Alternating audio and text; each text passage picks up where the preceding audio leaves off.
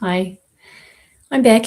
I'm a psychologist, and at some point on your journey, you're going to have the very uncomfortable realization that an aspect of your life, perhaps multiple aspects of your life, are built on a trauma response.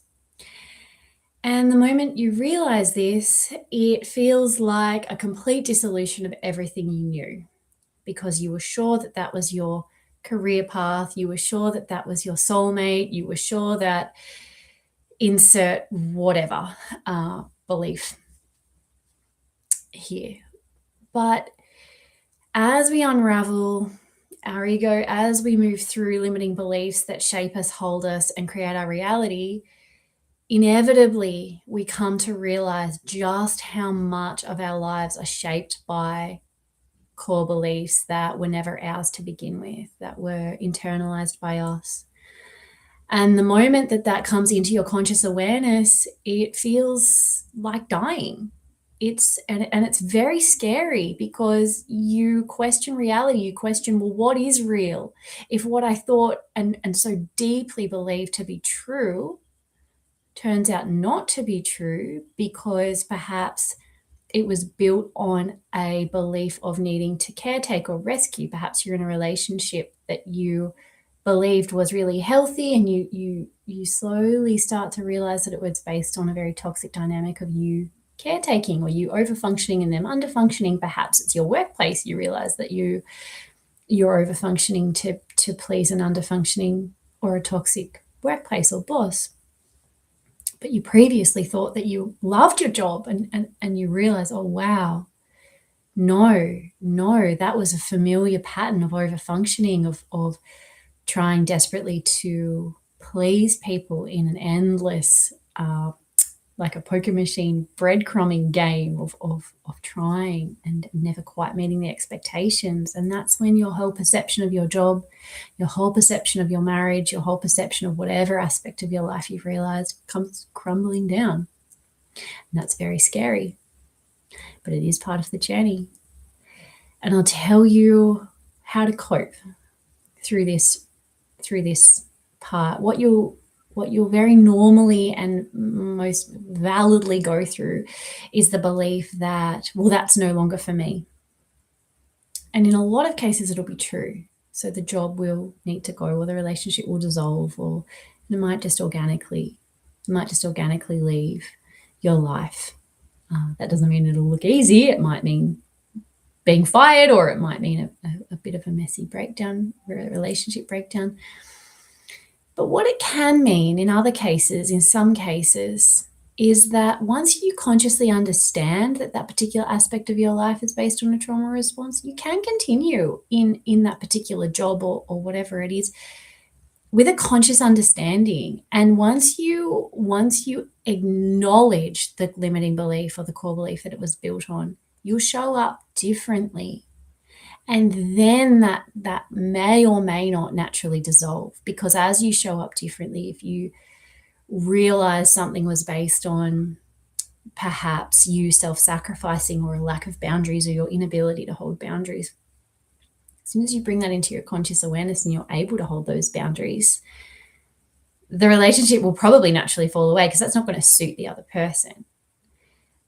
But perhaps it's a career path that's built on a belief of rescuing. But once it's brought into your conscious awareness, you realize that some of those patterns are playing out in your workplace. You step away from those patterns. You can keep showing up. You show up a little differently, but you can keep showing up. So sometimes things don't have to completely crumble, but your perception of them will completely crumble, and that can feel equally destabilizing. The way to get through this is total beginner's mind. At some point on this journey to clarity, you will need to accept that you don't know necessarily what's best for you. And when I say you or the I that is saying that is the I that doesn't know. The I that does know is it's a different frequency, it's a different part. The one that asks and the one that's questioning and the one that's having this big meltdown, what's true is not the part that can ever know, because it's not really you. if that makes sense. So to drop into beginner's mind is to say, I don't know. I don't know what's real anymore, or where I'm supposed to be, or what's best for me. So this is where you can drop into surrender and say, show me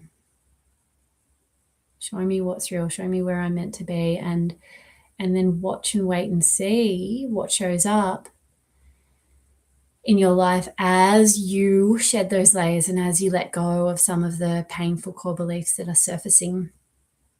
And once one has surfaced, more and more will show themselves and how they have up until this point shaped your reality. And so it's very destabilizing. And please, let's normalize just how destabilizing. This is where people can get so destabilized if enough areas of their life fall apart at once. For example, the job, the relationship, perhaps another aspect falls apart all at once, that it can even look like psychosis. It can look like such a detachment from reality that you don't know where you are in space or time, where you struggle to recognize them or to know where you are. It can be that destabilizing. It really can. It's not psychosis. It's a complete psychological rearrangement. It's a complete breakdown of your psyche. You know it. So what is for you can be revealed in time, but the breakdown or the gap between those 2 points, it's hard to verbalize just how destabilized you can feel. And I just really want to normalize that. And I really want to take the pathology out of the in-between, that in-between place.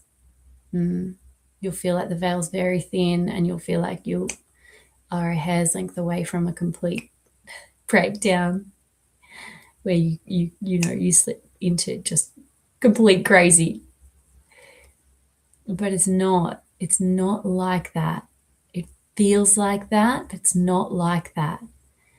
So just riding the waves of that destabilization and really just know that as perhaps as crazy and destabilized and gut-wrenchingly stripped you feel, and bare and raw you feel, you will get through. It's a scary time. You'll be okay.